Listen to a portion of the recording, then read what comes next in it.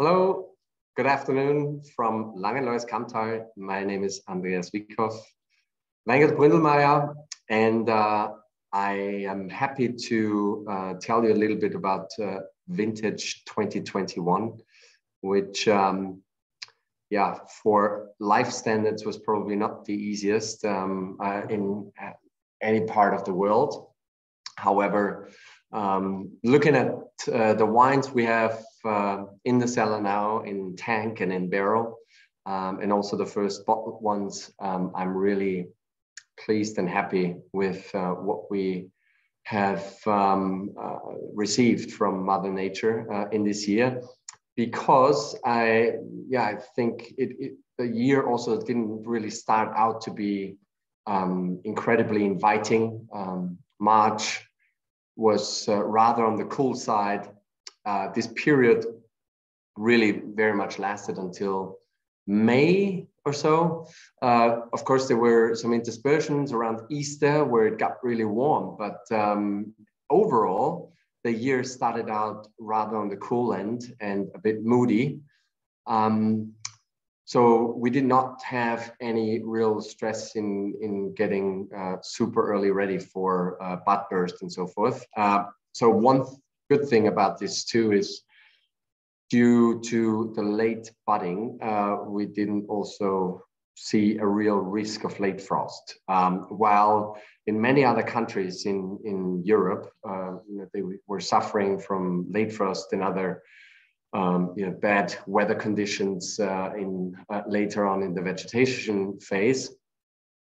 Austria really was, basically all parts of Austria, and especially the Kammtal, was not really hit by any bad weather condition in that year. We did have some hail in summer. We saw some vineyards that were affected by this, but overall, if you look at the overall picture of our vineyards, we surely must not complain about what Mother Nature gave us in that year. But as with bud burst, the same happened then with flowering.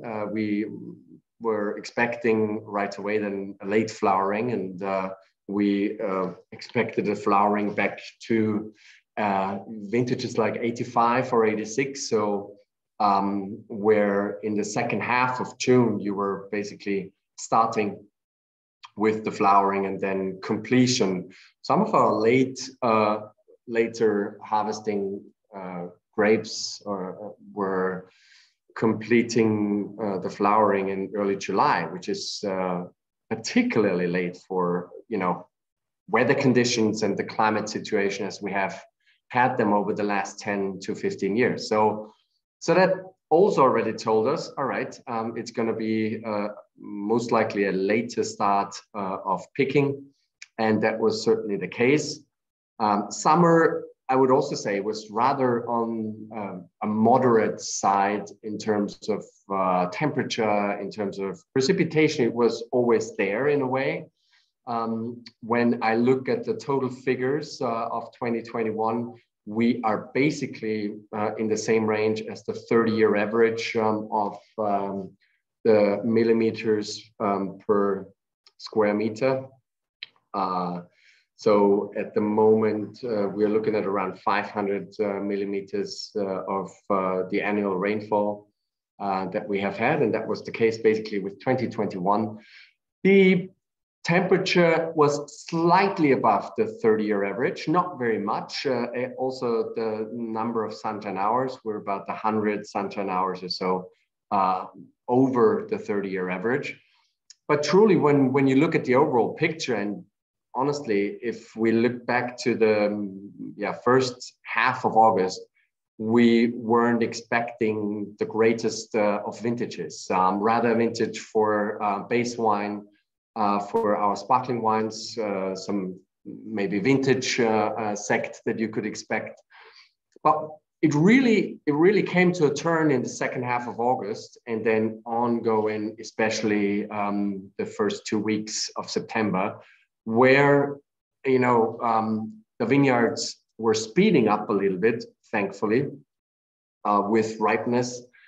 We had dry conditions, sunny conditions. We sort of had a late summer By September 14, we commenced with picking the grapes for sparkling wines. So again, like 2020, a later start for the last decade or 15 years. So 14th of September, starting with picking the grapes for the sect.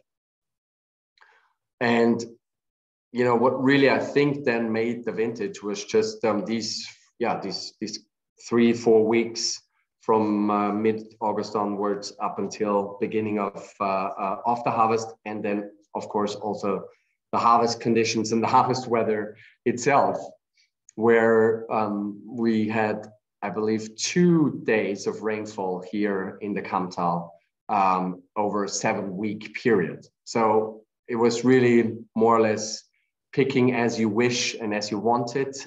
We were not rushed in deciding very quickly what premium vineyards or what superior vineyards to pick first, because of these very, very stable weather conditions that we have received during the harvest period. And character-wise, I believe the vintage 2021 could be seen as one where you get a little bit more of everything in a way. When we looked at the musts, when we tasted them, and then the first fermenting wines, the acid levels were certainly on a higher scale, but also the must weight, whatever we received in, was also above 2020 vintage in general. So you had more fruit concentration. The aromatics were there, definitely stronger than in the year before. But you certainly were not missing anything in terms of freshness, liveliness, and crisp elements of the wines, because the acidity was still very crunchy, very, very crisp. So therefore, all of the key elements that you need in the wine were there in an adequate amount. And I could also say that I can't really pick a specific grape variety that really looks better than another one in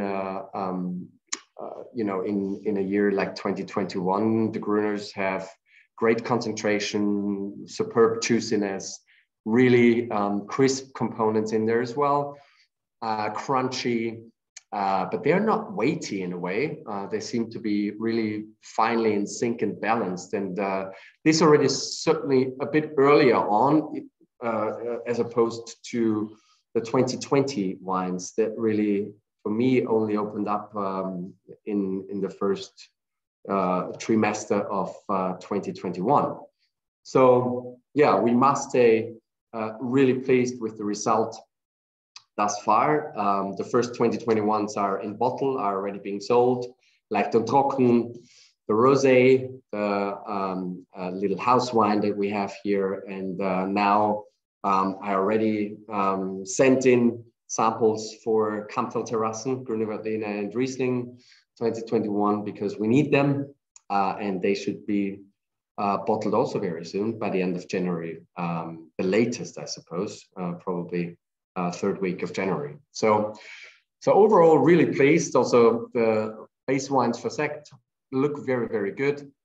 Pinot, not very much Pinot Noir, but what's in the barrel is looking fairly good thus far. I mean, we haven't undergone malolactic fermentation yet, so it's far too early to say anything in regards to that. But yeah, I must say I'm really pleased, very happy with 2021 vintage. It could have been a touch more in terms of quantity.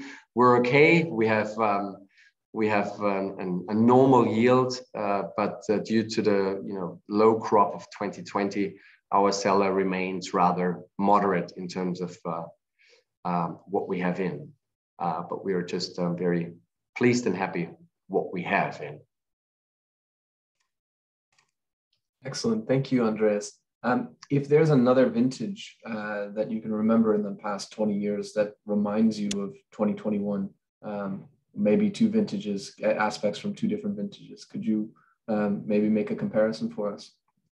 Yeah, not very easy at the moment. I will say it's probably I could rather see it as a mix between 2010 and 2019. So 2019 with all this charm and all the energy and all the weight and matter that you have in there, but then you have these lively components of 2021 that remind me of a fresher, slightly underrated vintage, which we as growers love, like 2010.